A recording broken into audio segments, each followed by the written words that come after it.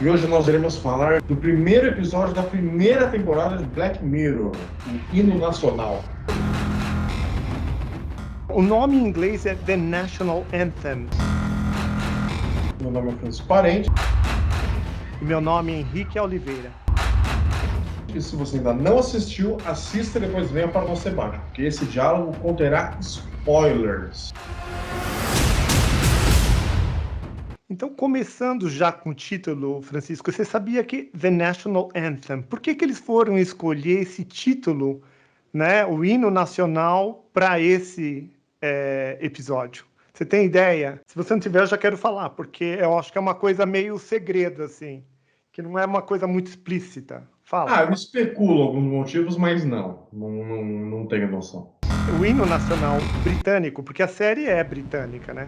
O hino nacional britânico é God Save the Queen, né? Que Deus proteja a rainha, que Deus salve a rainha. E é exatamente o que acaba acontecendo meio que no episódio. Toda a trama está envolvida na salvação da princesa Susana, que é a princesa queridinha do país, né? Pelo menos na ficção. E então, né, o título tem tudo a ver. É que ele não é muito explícito. Eu acho que muita gente acaba assistindo esse episódio sem esse entendimento, que é o momento de salvar, não é bem a rainha, a Coroa. princesa, mas é salvar a coroa, né? Você não tinha sacado isso, né? Ou tinha? Não, eu não tinha sacado isso. Eu imaginava que era. Eu fiz umas associações assim, meio. Porque no hino nacional todo mundo se junta para celebrar. Então eles estão se juntando para ver um ato nacional, mas ele é heróico ao mesmo tempo, então é meio irônico, assim, né? Pensei em Sei, alguma coisa do tipo. Mas sei. legal isso. Que eu descobri isso daí num bate-papo desses dos ingleses mesmo, conversando e falando sobre o episódio. E aí eu achei uma sacada, né? Porque a gente normalmente aqui no Brasil, a gente nem se dá conta dessa associação, né? De Deus salve a rainha, né? Mas enfim, e aí, o que você achou desse episódio? Esse episódio eu achei ele genial, porque assim, o Black Mirror, no geral, depois desse episódio, ele entra ele entra numa descida assim, alucinante, de cada vez é mais utópico, é mais ficção científica, é uma tecnologia que, sabe, assim, é claro que ela dialoga com algumas coisas que a gente tem hoje, mas assim, a gente está nos luxos de conseguir pensar numa coisa desse tipo, sabe, ou a distopia das bicicletas, ou o cara do olho, o cara que cria o jogo, que ele entra e tal, os vermes, né, que a gente discutiu nos nossos encontros também, né, só que é muito louco, porque esse episódio, né, inclusive, para quem está chegando no Black Mirror e vê esse episódio, parece que o Black Mirror está tratando de uma coisa muito próxima de nós, né? Uhum, Está tratando assim, só que os outros episódios, eles exacerbam a tecnologia e a realidade, né? Vira realmente uma série distópica, uma série sobre distopias. Enquanto esse não, né? Esse episódio, ele assim, é uma crítica bem sobre a comunicação contemporânea, assim, né? No final uhum, das contas, o cara, que na verdade eles dão uma romantizada no vilão, né? No uhum, vilão, né? uhum, Eles estão colocando, né? O cara, ele não cortou o dedo da princesa, o dedo era dele, ele solta ela meia hora antes, né? Só que a brincadeira dele não deu certo. Saiu do controle dele, né? E ele acaba se suicidando de arrependimento, uhum, né? Num mundo onde, mesmo ele tendo soltado a princesa meia hora antes, uhum, porque é tempo, né, sabe, de um estado que estava em alerta, de encontrar a princesa, sabe, noticiar, interromper tudo, né? Na verdade, ninguém liga, porque estava todo mundo querendo ver a humilhação, né? A uhum, princesa ali era só um pretexto, uhum. né? Então sendo bem sério, às vezes eu até lamento, porque o Black Mirror não continuou nessa toada, né? Mas é claro também que é um episódio polêmico, né? Porque ele fala muito de Uhum, política, né? No uhum, fundo, né?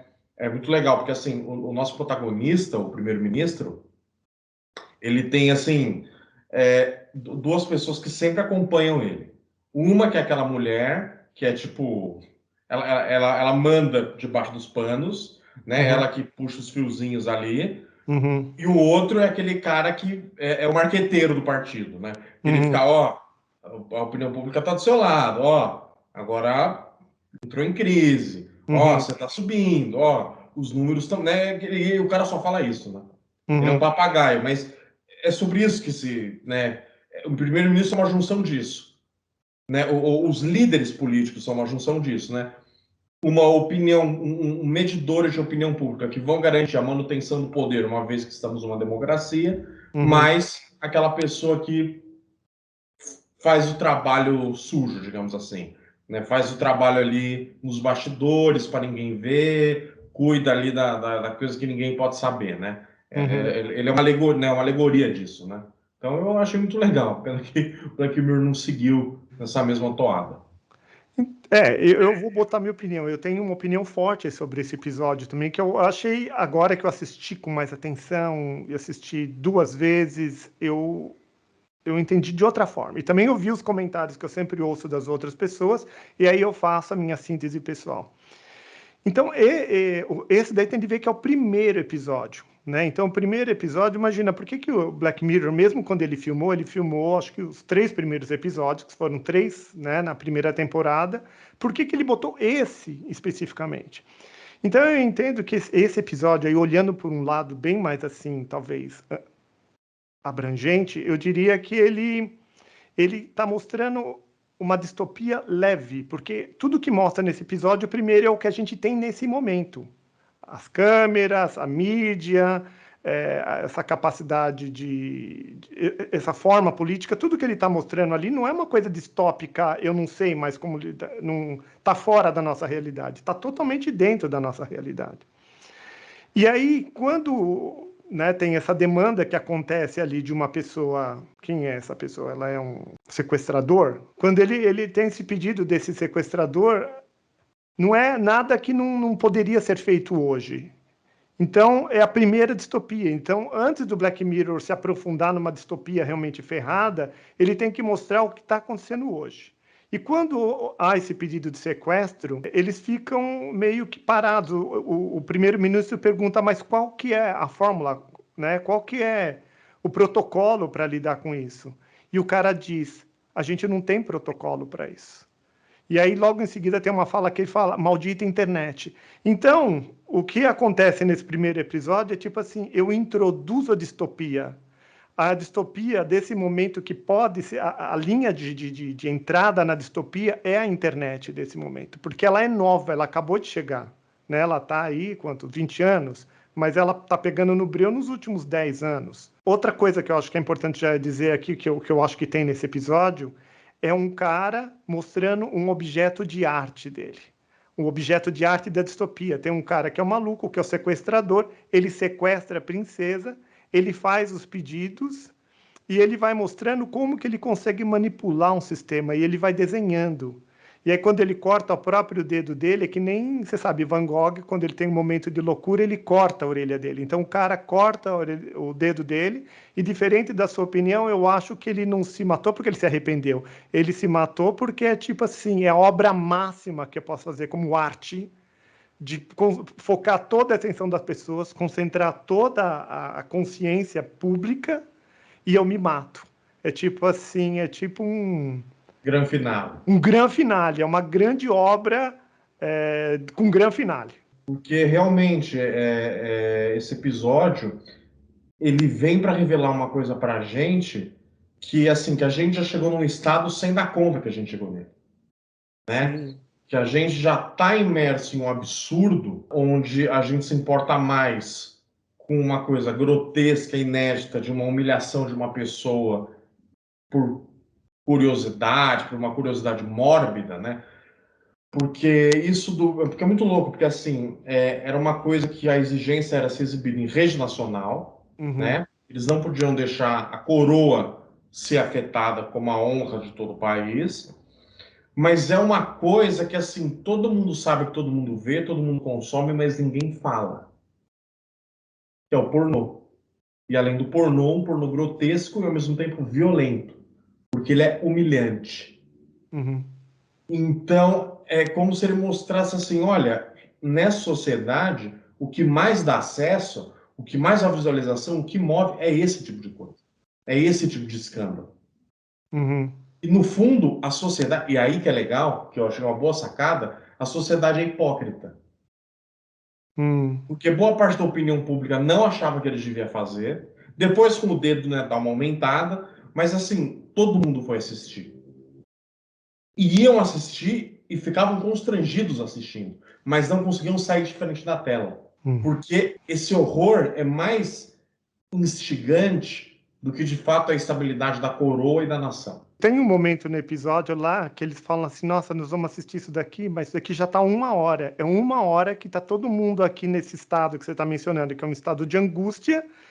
Você vê o desconforto, né? O episódio explora bastante isso daí, mostrando... Ele não mostra o cara muito, quase nada. Ele mostra, na verdade, a reação das pessoas.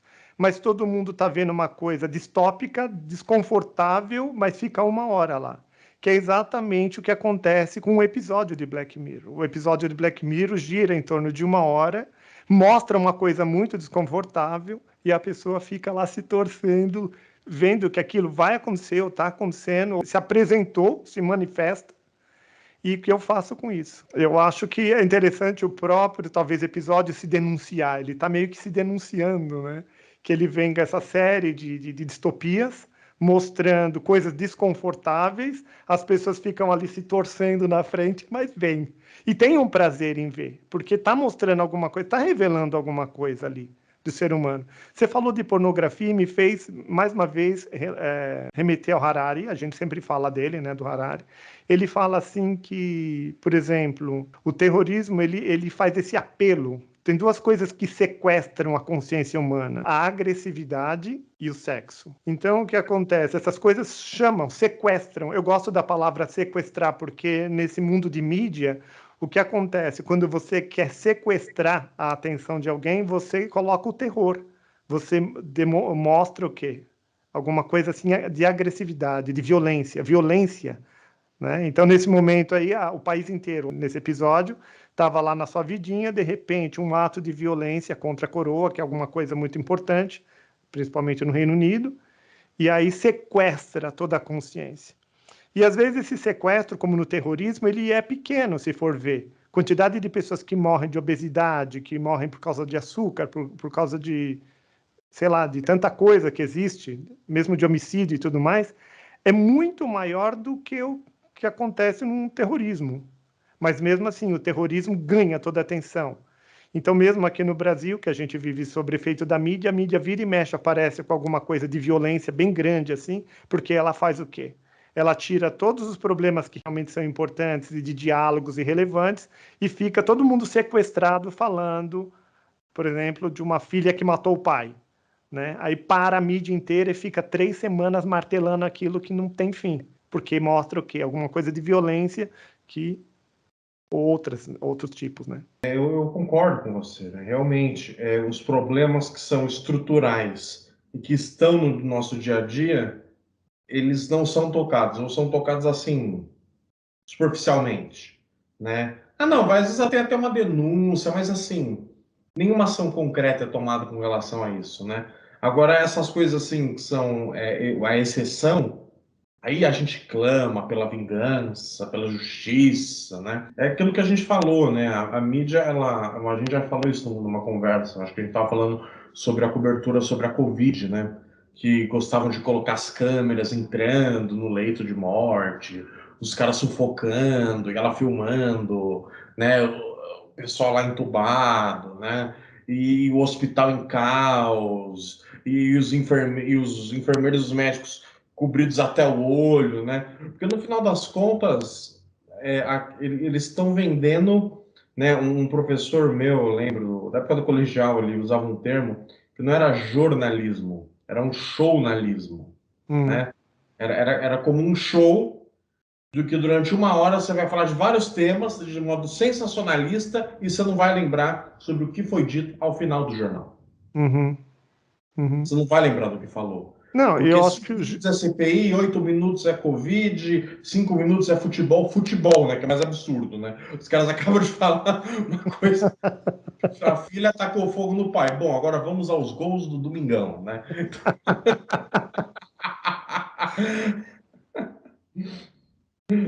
Você sabe, quando eu vi isso do Harari, isso me deixou muito surpreso, porque realmente mata muito pouca gente, né? As Torres Gêmeas, em comparação com a Guerra Civil, com os problemas que acontecem no Oriente Médio, por ali, é um problema muito pequeno, é muita pouca gente que morreu. Mas aí o sensacionalismo e você pôr a violência em relevância, colocar ela realmente na frente, ela realmente, todo mundo para, todo mundo fala, não, mas como não vou falar disso? Isso é importante, isso é relevante.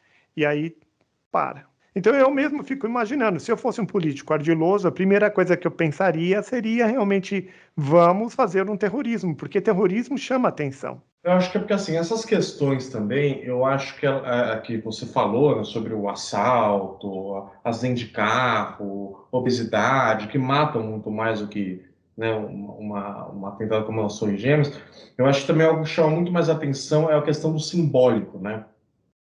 Hum, Esse simbolismo de uma mãe que mata um filho, né? uhum, De um avião que entra num prédio que é o símbolo dos negócios em Nova York, que é a cidade dos negócios, assim, sabe? O primeiro-ministro vai transar com um porco para salvar uma patricinha inútil, mas que é da família real, é parte da coroa, ela não é qualquer uma. Né? uhum, Embora ela seja inútil, não faça absolutamente nada de modo concreto, o primeiro-ministro seja 10 vezes, 1 milhão de vezes mais relevante que ela, ele vai ter que se submeter a uma humilhação como uma proteção simbólica, sabe? Eu acho que os jornais, as mídias, eles sabem explorar isso, sabe? Saber como você vai mostrar a violência simbólica, né? Porque parece que isso toca num lugar muito mais fundo da gente. Porque as suas gemas, que nem, né, você estava falando, não é a quantidade de pessoas que morreu ali. Não morreu tanta gente como em outras situações, que morrem todos os anos. Mas é o símbolo de um ataque dentro de uma nação que nunca foi atacada, né? Diretamente, de um inimigo exterior. Né? Antes disso já tinha sido Pearl Harbor, uhum. mas não é só americano, né? É Não, um lugar mas você vê, a partir desse simbolismo que você diz aí, que eu acho interessante também, tem realmente um valor simbólico ali, que vale muito esse valor simbólico, porque uma vez que foi feito isso, eles criaram toda uma política nova de relações externas e toda uma manifestação militar no mundo inteiro com milhões e bilhões de dólares. Então, o que acontece? Para quê? Preservar o que é uma integridade, que é uma coisa simbólica, né? Se for ver em termos de números, em termos de relevância no todo, é pequeno, mesmo para o país deles, comparando o país deles, toda, os Estados Unidos, por exemplo, e todas as suas necessidades e problemas, aquilo é uma coisa pequena. Mas moralmente falando, você vê, é uma questão moral quase, é uma questão assim, eu preciso me mostrar íntegro. Você não manda aqui dentro da minha casa, quem manda aqui sou eu.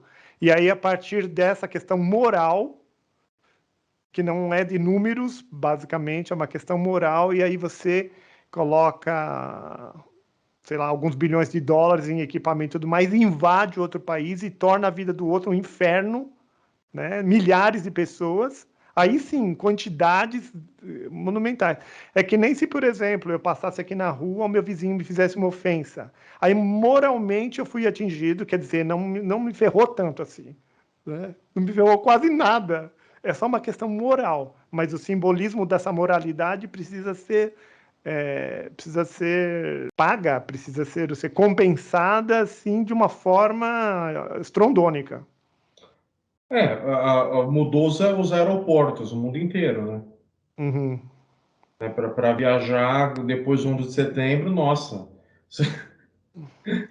você tem que ser revistado, né, de ponta a ponta, mala, corpo, negócio, qual o seu objetivo nesse país, Uhum. quantos dias você vai ficar, né? É uma coisa assim. Não, Ainda mais para os Estados Unidos, né? Dizem que é pior ainda ir para os Estados Unidos, né? Que aham. Não, a eu fui para os Estados revista. Unidos umas tantas vezes depois, então eu passei por essa experiência. Você tirar o sapato e coloca o sapato.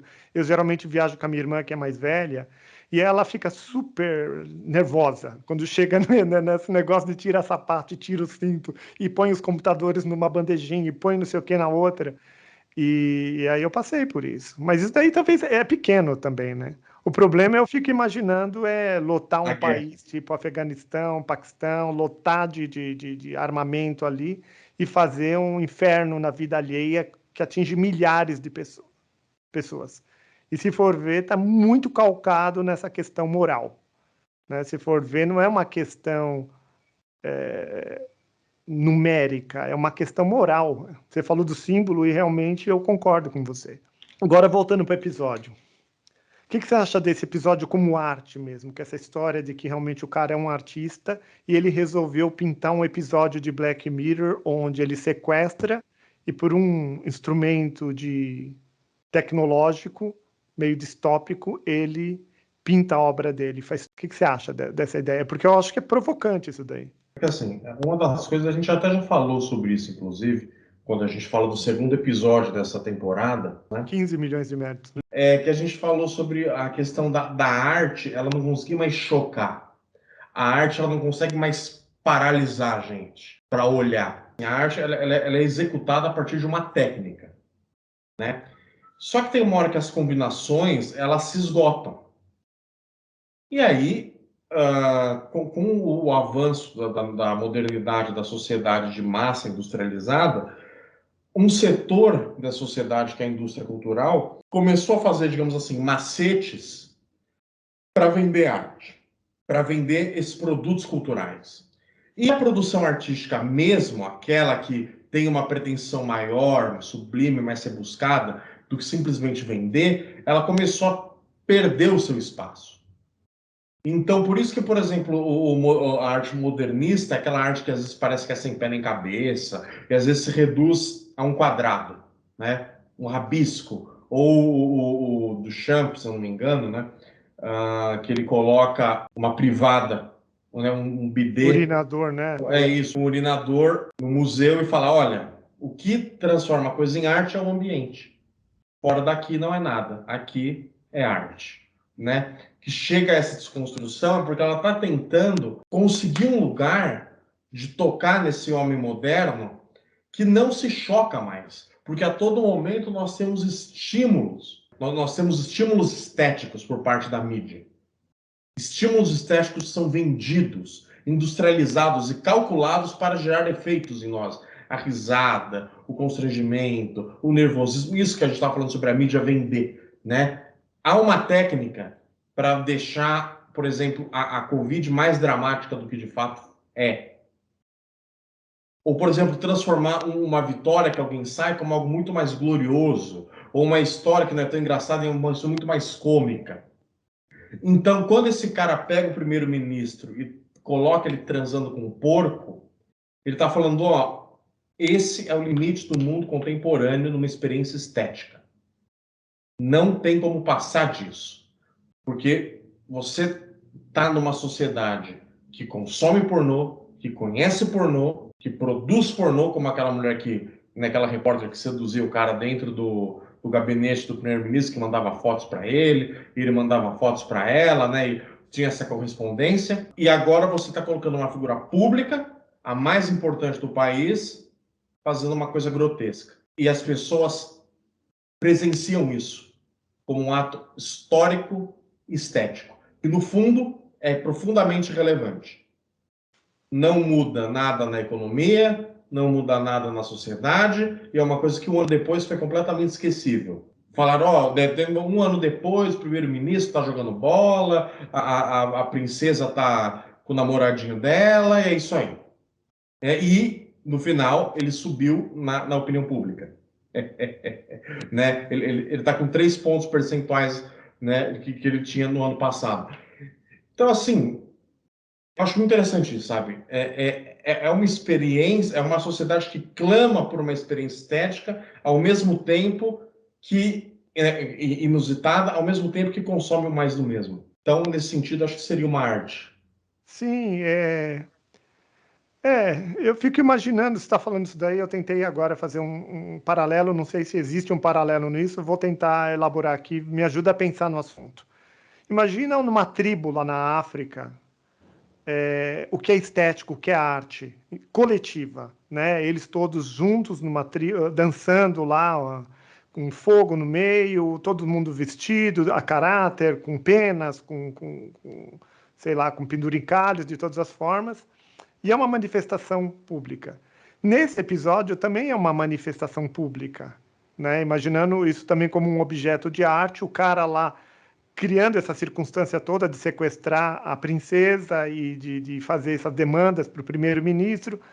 Isso também é uma tentativa de uma manifestação artística. E também outra coisa que eu notei é o seguinte, o episódio começa com ele. Ele está no final do dia, ele deitado com a esposa na cama, e o que acontece? O episódio acaba com ele, a esposa dele tem uma breve, assim, discussão ali, ela indo embora e falando, por favor, o que a gente fez é fachada, não quero nada com você. Mas ambas são no final do dia, e é ela com ele. Então ele passou por esse tormento todo de arte ou não arte, que eu fiz a comparação lá com a tribo, mas ele como indivíduo levou um sambalelê, né? Ele estava com a esposa que queria uma relação amorosa, afetiva, sem se perder no meio de uma confusão do que é ser político, e no final das contas o relacionamento dele estava um lixo, acabou, né? Eles só estavam vivendo de fachada. Não, então, eu acho que é interessante isso que você levantou, porque assim, tem uma diferença que alguns teóricos apontam entre como a gente concebe a arte no nosso mundo e como é concebido a arte no mundo primitivo. Porque no mundo primitivo, eles não têm essa noção de arte, um objeto supostamente belo a ser contemplado. E nessa contemplação tem uma coisa que é sublime, catártica, revigorante, é um choque, né? Seja o que for, mas o ponto, há uma experiência estética que tem um efeito sobre aquele que contempla. Essa é a nossa visão, certo? Construída historicamente, quando o termo arte foi cunhado durante o Renascimento. E academias artísticas delimitavam o que era ou deixava de ser arte. Outra coisa é uma tribo, onde a linguagem que eles empregam é uma linguagem mágica e ritualística. Então ali eles estão fazendo aquela ritual, mas com um fim prático. Não é que assim, agora eu vou sair do meu dia a dia e vou no museu, vou ao cinema, vou ligar a televisão. Não. Agora a gente vai se juntar para fazer a dança da chuva e assim as divindades vão ser generosas conosco porque nós cumprimos o nosso papel e a chuva vai descer. E aí vai dar tudo certo. Pensamento mágico. Uhum. A gente tem que fazer o ritual como era feito antes, porque se a gente não fizer, não vai chover. Mas tem uma ligação que eu acho que é interessante falar, porque há a necessidade de uma experiência coletiva nos dois lugares. Uma experiência coletiva nesse mundo onde a gente se junta, mesmo em lugares separados, para, por exemplo, contemplar um filme, um espetáculo grotesco desse, para todo mundo passar por isso entrar em pauta, a gente ter a mesma experiência, assim como também tem esse caráter coletivo de união, porque também é uma questão identitária, você passar por esse processo dentro de uma tribo. Então, acho que tem essa ligação, entendeu? Não, porque as duas imprimem alguma coisa no grupo. Porque depois de uma experiência como essa, e se fosse real, essa do Black Mirror, certamente aquela coletividade jamais esqueceria isso. Realmente criou um engrama ali, criou uma circunstância que não é mais esquecida. E também, que nem você falou, né? Interessante isso. O nome do episódio é Hino Nacional, que remete diretamente ao Hino Nacional inglês. É o Estado, primeiro-ministro, o líder do governo, salvando a princesa a partir de uma humilhação pública. E o povo passa por isso junto. Tudo bem, o interesse deles é o entretenimento diante do grotesco. É uma coisa assim que diz muito respeito à própria cultura inglesa, né? Não é algo externo, sabe? Assim, é o nosso primeiro-ministro, a nossa princesa na mão de um louco e nós queremos saber o que vai acontecer. Então nós vamos vigiar e se não der certo nós iremos punir na eleição, né? E aí o cara que ficou olhando os dados. né? Punir o poder por não ter agido corretamente, né? Então acho que também tem assim uma coisa que mexe com o país inteiro, né? Um coletivo, com a identidade, que nem você falou. Tem uma vigilância da própria sociedade, né? Tanto que tem um debate, mas a gente deve informar ou não, né? A gente deve falar para as pessoas ou não, né? Porque é um assunto público. Você falando agora me remete à questão, tanto o que acontece no indivíduo, na tua casa, por exemplo, com um grupo de 3, 4 pessoas e teu prédio, acontece também num grupo maior. Nesse grupo maior aí tem muito mais elementos. É o que você falou, tem os simbólicos. Como você responderia? Quando estava só na questão do sexo, do cara fazer lá transar com porco, estava de um jeito. No momento que apresentou a violência, parece que juntou os dois elementos, né? Sexo mais violência. Não, não, não, vai lá salvar então. E isso é moralmente correto. Mas que circunstância mais desagradável, porque toda pessoa também se torce quando vê isso daí, porque ela se imagina ela. Num processo de empatia, você ter que passar por isso. Que exposição é essa de você tirar sua roupa e ficar nu na frente do público? Que circunstância que é essa? De total entrega e de total. Você tem que se despedir de tudo mesmo. É muito louco o que você falou, né? Você tem que te desmontar dessa sua persona, ficar E ainda mais a frágil. figura pública, porque ela constrói um ego. Ela é uma pessoa montada num ego muito grande, né? Ela é a pessoa sabichona, ela é o cara. De repente você tem que tirar a tua roupa e se humilhar nesse ponto. E tá se humilhando por quê? Será que é verdadeiramente em prol do bem do próximo? Ou são os ratings que você está falando lá? Eu vou ganhar a próxima eleição, meu partido quer isso. Na verdade, a pessoa responde a um monte de coisas, né? Portanto que quando tá no gabinete dele, ninguém fala da princesa, né? Eles só falam do partido, dos números, da manutenção do poder, né? Da segura, né? Até o ponto que a mulher vira para ele e fala, cara, a gente não vai poder garantir sua segurança, né? Tipo, se você não fizer isso, Você vão sabe acabar que eu te. fiquei confusa ali, quando ela quis dizer segurança, quis dizer o que é a segurança dele, de alguém dar um tiro nele? Não, é a segurança política. Você, a partir daqui, vai cair, é isso? É que ela falou, eu não consigo garantir a sua segurança nem da sua família, né? Então isso daí parece uma coisa muito física. Alguém vai te dar um tiro, alguma coisa assim. E É. nós não vamos poder fazer nada. Será que foi isso que ela quis dizer? Acho que foi, Ah, né? acho que sim. É muito louco isso, né? O artista lá, ele conseguiu atacar o poder, né, do seu modo mais cruel, né? É um desmonte de tal natureza, porque na verdade quando você sequestra alguém, você sequestra porque você quer dinheiro, você quer algum benefício. Qual é o benefício? O que ele desmascarou de verdade? Porque geralmente quer desmascarar algo. Vocês são hipócritas, vocês são o quê? Eu acredito que tem alguma inteligência nesse episódio, no sentido de desmascarou o quê? O que desmascarou, na verdade? Que está todo mundo dominado pela mídia, tá todo mundo. Eu acho que talvez se eu tivesse que apontar algum desmascaramento aqui, é assim, tá todo mundo dominado, né? Se você colocar sexo e violência e você bater um tambor, todo mundo vai, que nem aquela história do flautista e os ratinhos que vão seguindo. Tá todo mundo hipnotizado, todo mundo segue. Acho que o grande desmascaramento é esse. Você consegue ver mais algum? Tanto que no final, né, quando o membro lá do governo fala para a mulher, olha, a gente flagrou a princesa andando meia hora antes do acontecimento. E aí ela fala, então é sobre isso, é sobre chamar atenção, né? É sobre isso que se trata. Mas eu acho que essa é a grande mensagem, assim, né?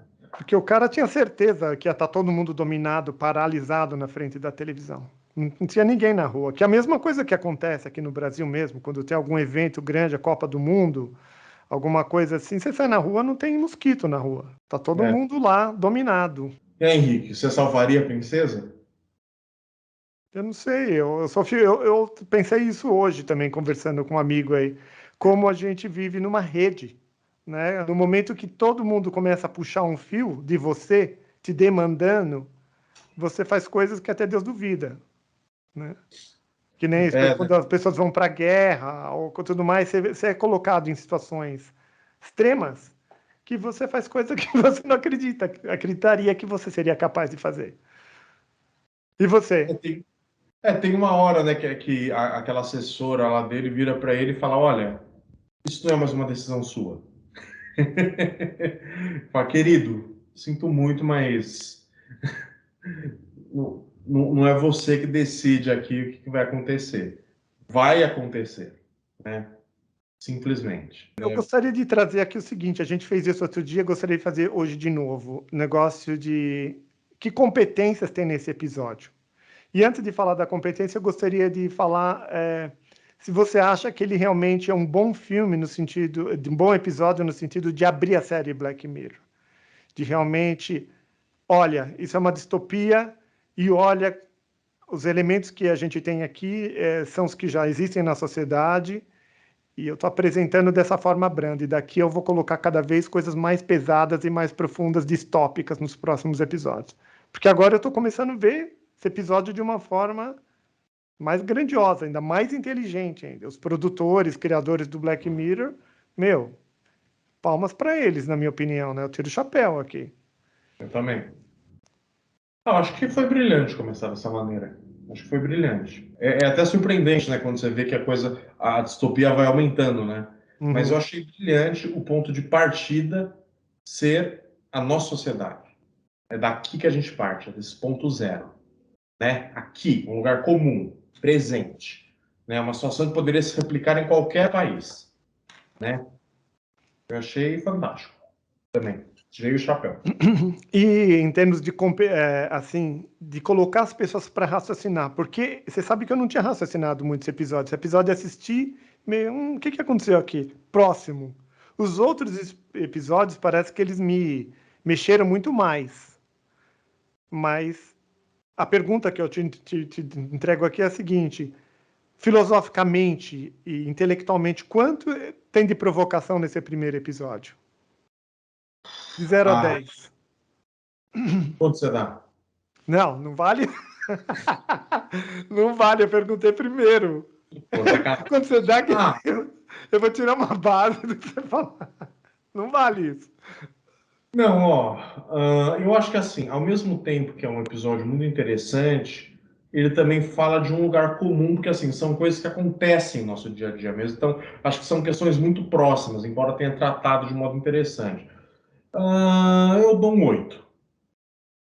8 em 8. termos de provocação filosófica. É, 8. Tá. Eu acho que eu dou por aí também. Acho que vou dar um pouquinho mais, vou dar 8,5. Que outra competência que tem nesse episódio aí? Bom, eu acho que o roteiro, né? O roteiro? Como foi É, contada a história, é isso? Que é o roteiro? isso. Como foi contada a história?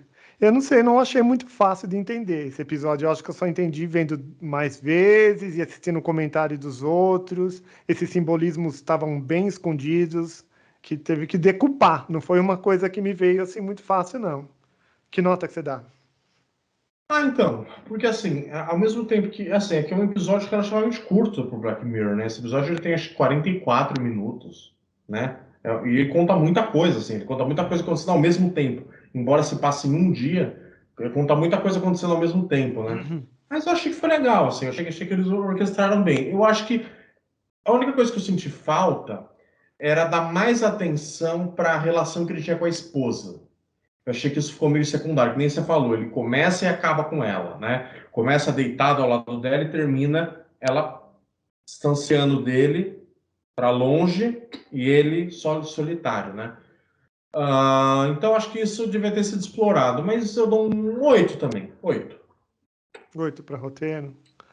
É, isso daí tem uma coisa que você falou no passado para mim que eu gostei muito, que você disse assim, tem filme que quer se ser inteligível e tem filmes e séries que não querem ser entendidas. Essa série, na minha opinião, ela se faz bem difícil de ser entendida. Ela é legal, ela tem muitos elementos, mas ela não é fácil. Então, eu não sei, eu gosto de coisa que dá para entender mais fácil. Então, eu dou um 7 para isso daí. Porque depois que você vê que tem bastante inteligência por trás, aí você bate palmas e tira o chapéu. Mas é diferente, por exemplo. São Junipero, por exemplo, eu achei que os elementos estavam mais expostos. Não sei. O que você acha? Eu também achei, eu também achei. Porque esse primeiro episódio tem que falar, ó, que é outro nível.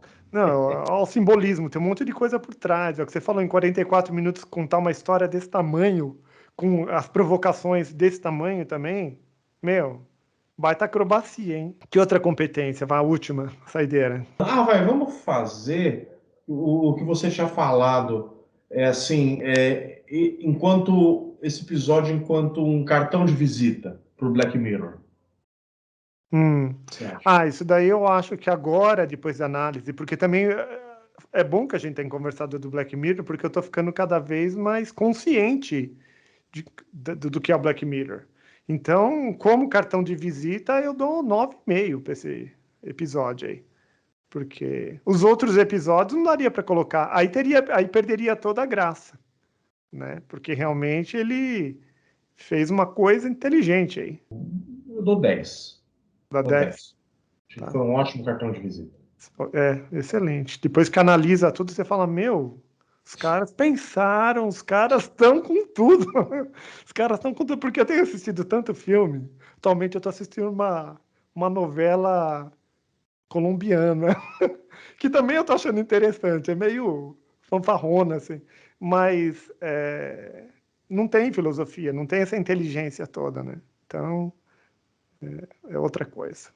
Então, não sei, eu gostaria que produzissem, criassem mais coisas desse tipo aí. Eu achei uma discussão muito inteligente, né? Porque é raro ver, né, séries que conseguem chegar a esse grau de debate, né?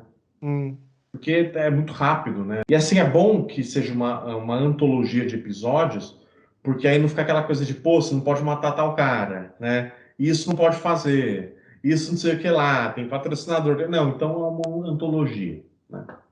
A hum, gente faz o que bem entender e encerra a coisa. Cada hum. episódio é autônomo, não tem essa correspondência. Legal. Bom, pessoal, espero que vocês tenham gostado do nosso debate. O que vocês acharam desse cartão de visita do Black Mirror? Eu e o Francisco, como vocês podem ver, nós adoramos o negócio aí, né? Eu acho que é um debate que eu acho que depois, Henrique, se a gente continuar nisso ainda por um tempo, acho que depois vale até a gente voltar, né? Talvez fazer alguns debates sobre as temporadas, né? Que a gente Uhum, já fez, inclusive, né? Os três episódios da primeira, né? Depois discutir talvez até temporadas um todo, né? uhum. Acho que Como seria pacotes, interessante. né? Uhum. Pacotes, eu acho que é legal. Mas é isso aí. Agora vocês têm que deixar o seu like, comentar e compartilhar, que é fundamental para o nosso debate aqui nesse canal. Valeu, pessoal. Um grande abraço, viu? Até a próxima. Tchau, tchau. Tchau.